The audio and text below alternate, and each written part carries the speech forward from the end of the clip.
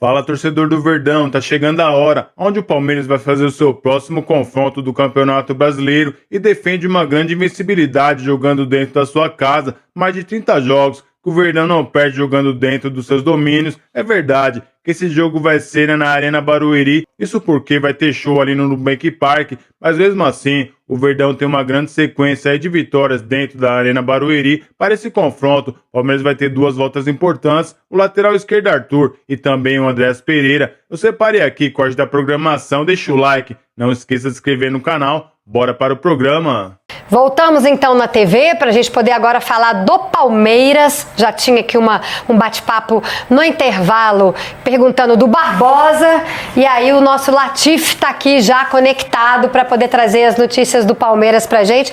Oi, Latif, boa tarde de novo, já falei com ele hoje na reunião, mas só para poder a gente amarrar aí, Barbosa mesmo só na janela, porque ele está jogando lá no Botafogo. Boa tarde.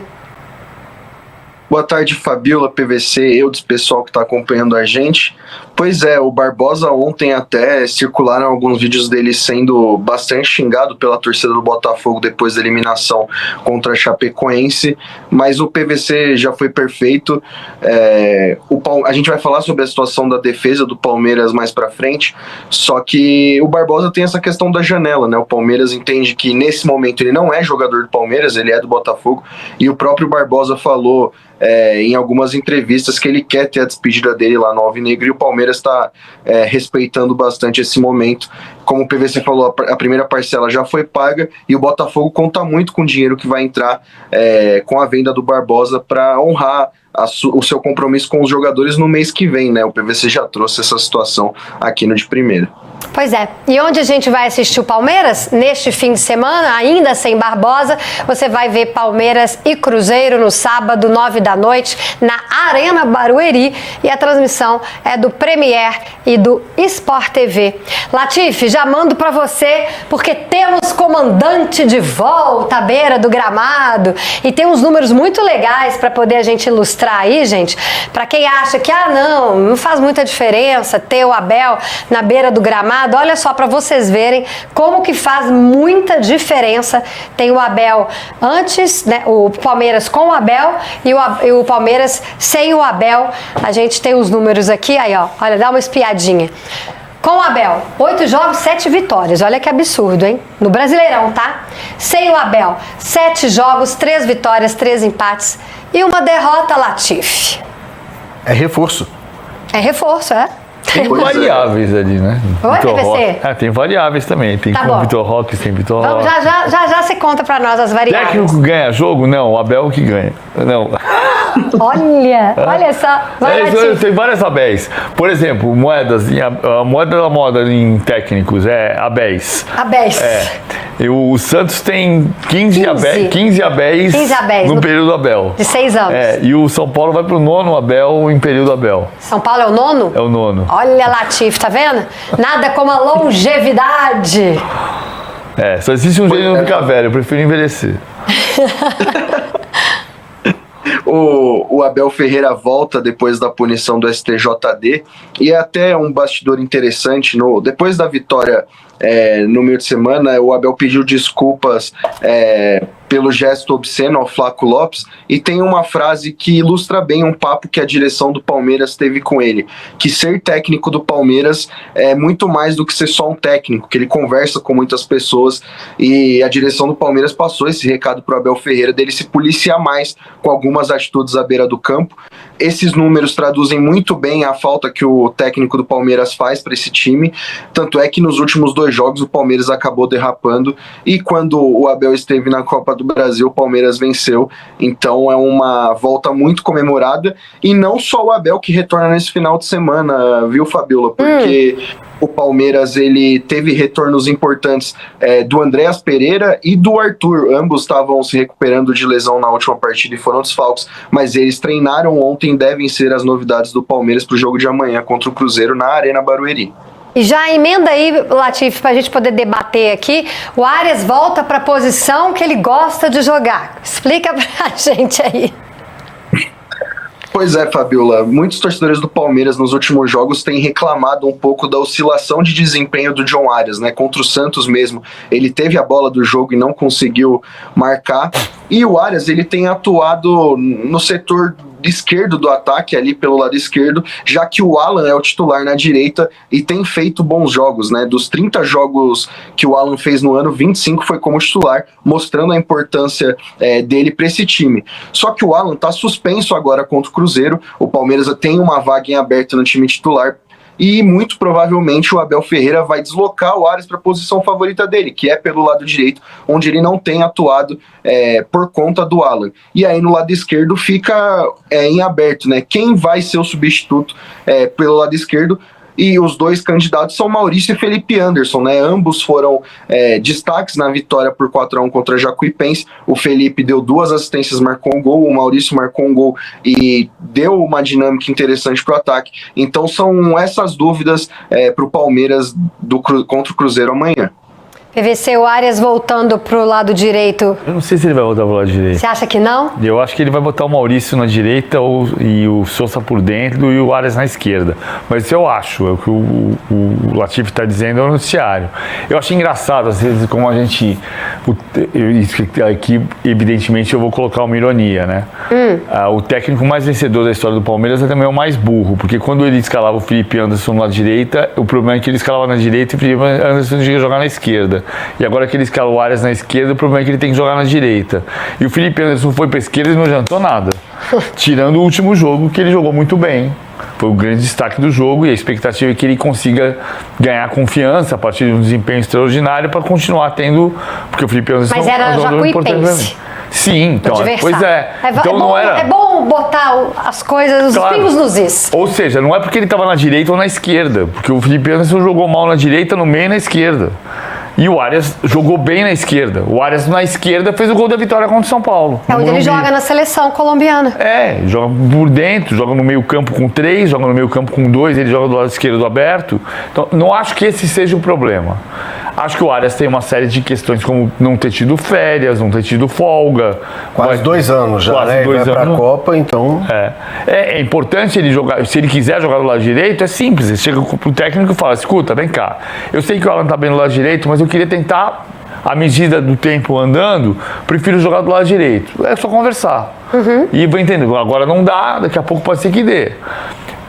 Vamos ver amanhã se o Abel vai jogar o Arias para a direita pela ausência do Alan, ou se o Abel vai jogar o Maurício para a direita, o Sousa por dentro e o Arias na esquerda, e dependendo do andamento do jogo, os dois mudam de posição. E aí se joga o Arias para a direita e o Arias arrebenta com o jogo, vai ficar a discussão, né? É verdade, porque aí tirar o Alan é um problema, né? Você pode fazer uma outra coisa. O jogo da LDU, que foi um dos grandes jogos do Palmeiras nos últimos 6 meses, o Alan jogou como ala.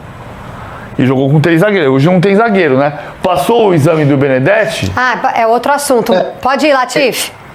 Eu vi no roteiro, eu tava aguardando, mas vamos aproveitar.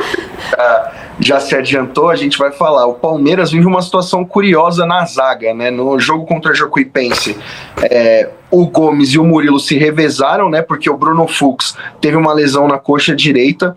Hoje o Palmeiras informou que o Benedetti teve lesões ligamentares no tornozelo direito por conta dessa torção na partida contra a Jacuipense, e é mais uma baixa no Palmeiras. E tem uma questão envolvendo o Bruno Fux que eu consegui apurar hoje, é que muito provavelmente a lesão que o Bruno Fux teve na coxa vai tirar ele da equipe até a pausa para a Copa do Mundo. Então o Palmeiras teria à disposição só o Murilo e o Gustavo Gomes, e se lesionar um dos dois, teria que improvisar o Emiliano Martinez na posição ou recorrer à base, porque vocês podem assistir aqui no UOL, o Brasileirão Sub-20, o Cone e o Pimenta são 2 zagueiros que a comissão técnica do Abel Ferreira observam e eles poderiam ser utilizados, mas nesse momento o Palmeiras só tem 2 zagueiros saudáveis até a pausa para a data FIFA, ou a data FIFA não, a Copa do Mundo. Copa do Mundo. Tá vendo, PVC? Um deles tem Copa, né? Não, e tem outra coisa. Depois desse jogo do Cruzeiro, que jogam Gustavo Gomes e Murilo, são 4 jogos até o final até a parada.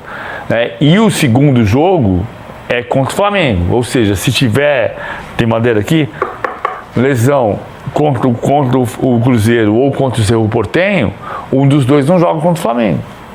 E depois ainda tem mais 2 jogos, incluindo o jogo contra a Chapecoense, que pode valer a liderança pré-Copa. Porque se o Palmeiras empata com o Cruzeiro, empata com o Flamengo pode ser líder daqui a 10 dias. E o jogo da última rodada pré-Copa, que é contra a Chapecoense, pode ser o jogo que vale a liderança para um dos dois. E pode não ter zagueiro. É por isso o desespero, né, Eudes? Pelo Barbosa, pelo Nino, porque já começou a temporada com esse problema grave, né? Não, e com esses jogadores estrangeiros do Palmeiras que vão para a Copa, eles não param, né? Então o Palmeiras tem de pensar também como vai ser até a parada para a Copa e depois da Copa também no descanso desses jogadores. Porque em algum momento eles precisarão parar. Você queria falar, PVC? Eu fiquei curiosa quando a gente falou do Abel, né, Latif? Não, porque o Palmeiras com o Abel é um, sem o Abel é outro. Você falou, mas tem muitas variáveis aí, Fabiola Andrade. Acho que tem, porque O Vitor Roque estava sem jogar. Eu estava vendo o número de gols. A média de gols do Palmeiras no Brasileiro com o Vitor Roque em campo é 1,8. Sem o Vitor Roque caía para 1,2. Eu nem atualizei essa média, mas era de 1,8 para 1,2. É quase 35% a mais. No sentido de que coincide parte desses jogos sem o Abel, sem o Vitor Roque também. Então o peso, evidentemente. Então, na verdade, quem faz falta é o Vitor Roque. Essa é a sua conclusão. Não, eu acho que tem uma mistura de coisas. Não é uma fator. O avião não cai por uma razão só. Não, mas se o Abel puder escolher, ele prefere o Vitor Roque em campo e ele fora. Exatamente. Prefere o Vitor Roque em campo e ele lá em cima, mandando radinho pro João Martins. O Latif. E o Paulinho, né? Volta pro banco. Eu não entendi. Eu, particularmente, não entendi por que o Paulinho não foi jogar. Não foi participar da partida contra a Jacuipense, né? Ele estava entrando nos minutos ali finais para dar ritmo, mas agora contra o Cruzeiro ele vai. Pois é, Fabiola, o Palmeiras tirou o Paulinho da viagem para Londrina para o jogo contra a Jacuipense por entender que ele precisava de um controle de carga, e aí conversando com algumas pessoas que participam desse processo de recuperação do Paulinho, eles falaram que é algo normal, que vai acontecer outras vezes do Palmeiras optar por preservar o jogador por conta desse controle de carga. Ele participou do treino de ontem, participou do treino de hoje e vai ser a novidade no banco de reservas amanhã contra o Cruzeiro. Ele que conhece muito bem esse adversário, né, Fabiola, porque enfrentou muitas vezes quando defendia o Atlético. Verdade, era o rival dele quando ele estava no Galo. Só eu que estou ansiosa para ver o Paulinho jogar muito tempo no Palmeiras, só, né?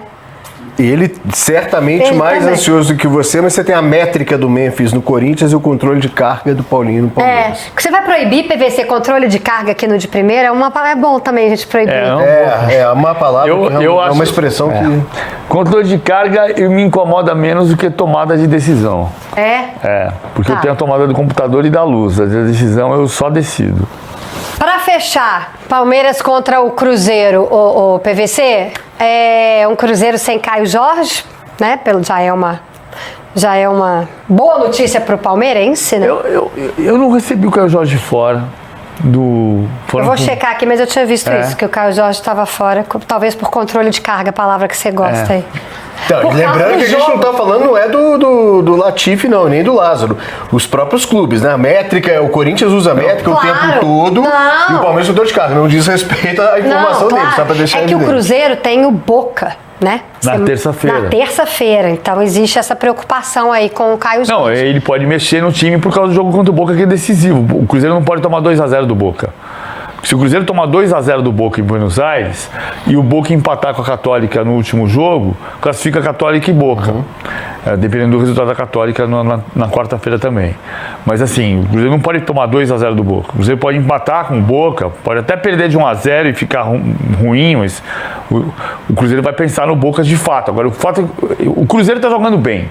Sim. O Cruzeiro jogou um bom primeiro tempo contra o Goiás, tomou sufoco no fim, mas teve 8 defesas do Tadeu.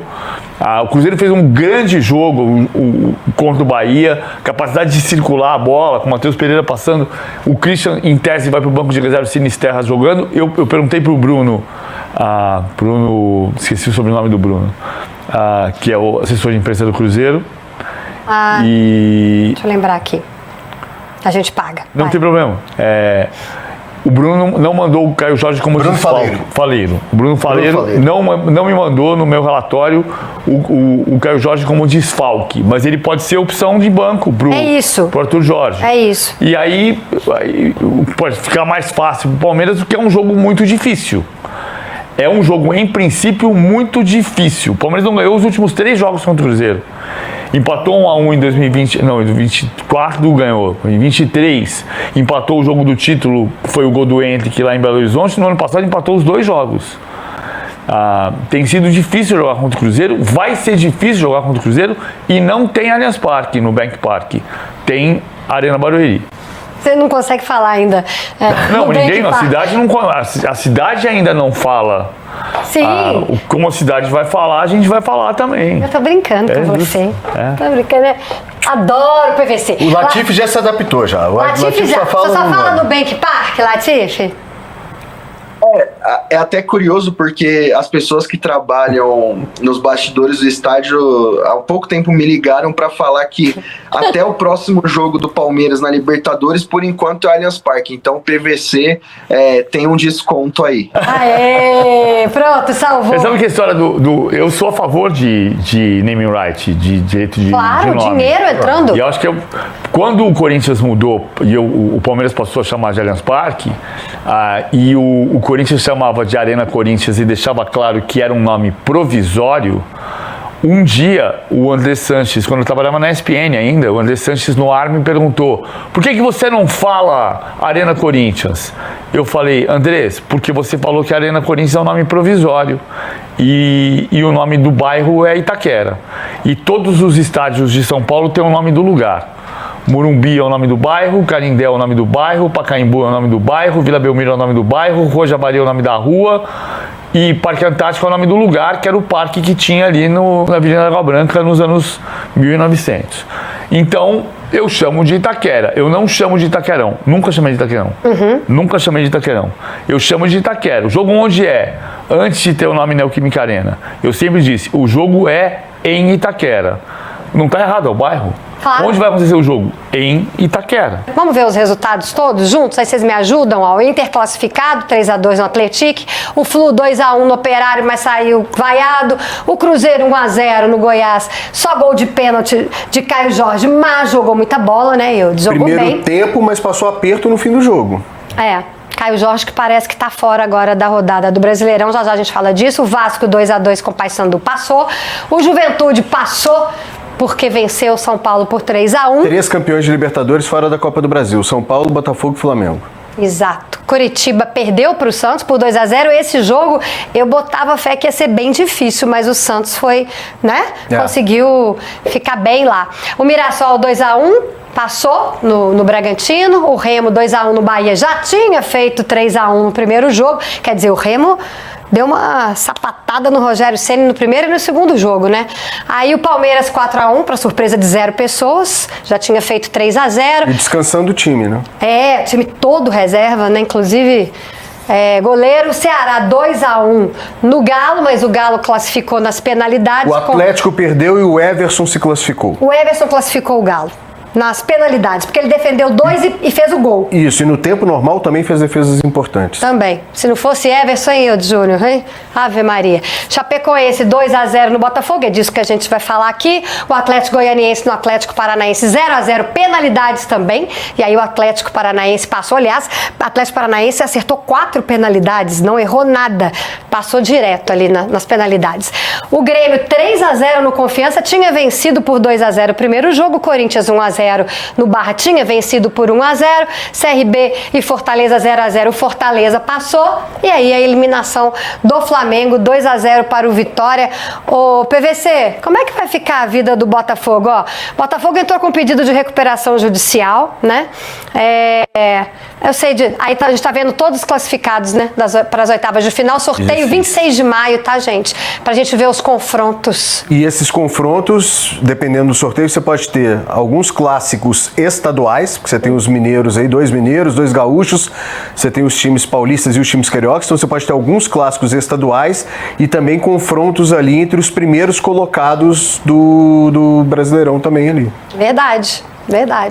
Fala, torcedor do Verdão, acompanhamos aí a programação, mais uma excelente análise do PVC e também do Flávio Latifi aí do Palmeiras, onde vamos fazer o nosso próximo confronto, já vai ser amanhã contra o Cruzeiro na Arena Barueri. Arena Barueri que tá com um gramado muito bom, o Palmeiras vai ter todas as condições de conseguir mais uma vitória, torcedor, isso porque a gente defende uma grande invencibilidade aí como mandante, mais de 30 jogos, o Verdão não sabe o que é perder, e também contra o Cruzeiro, o Verdão também tem uma grande invencibilidade de 8 anos aí sem perder para o time mineiro. O Verdão para esse confronto, como a gente pôde acompanhar no programa, também vai ter duas novidades, isso porque o jovem Arthur, lateral ali da base do Verdão, um jogador que está representando muito bem o nosso time, né, torcedor? Não sentiu o peso da camisa, tá jogando muito bem. Vai ser titular amanhã nesse confronto contra o Cruzeiro. E o Andrés Pereira, jogador que tinha sofrido ali uma lesão naquele confronto contra o Remo, tomou uma pancada nas costas, ainda bem que não foi nada grave, né? Não foi detectada nenhuma lesão. E ele vai estar disponível para o técnico Abel Ferreira. Abel Ferreira que vai ser uma outra novidade aí no time do Palmeiras, torcedor. Não no time, né? Mas sim no banco de reservas. E a gente pôde acompanhar que ele faz muita diferença ali quando está no banco de reserva do Verdão, torcedor. Impressionante, viu?